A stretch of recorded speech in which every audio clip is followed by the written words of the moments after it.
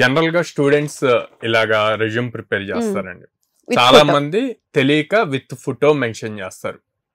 So ఇది చేయకూడదు, with photo రాకూడదు అనమాట. ఎందుకు అంటే ఇప్పుడు అన్ని కూడా ఏటీఎస్ సాఫ్ట్వేర్స్ చెక్ చేస్తున్నాయి.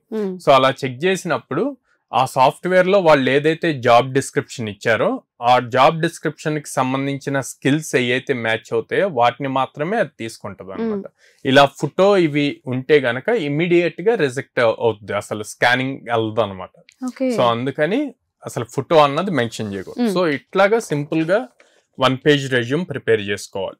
1 పేజ్ రెజ్యూమ్ సరిపోతుంది. సో ఈ 1 పేజ్ లో కూడా మీరు అబ్జర్వ్ చేస్తే పైన ఈమెయిల్, ఫోన్ నెంబర్ అవన్నీ ఇస్తాం నేను. తర్వాత ఆబ్జెక్టివ్ లో అందరూ 4-5 లైన్స్ రాస్తారు.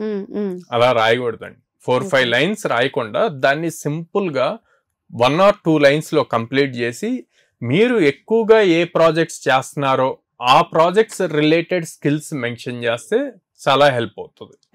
ఓకే.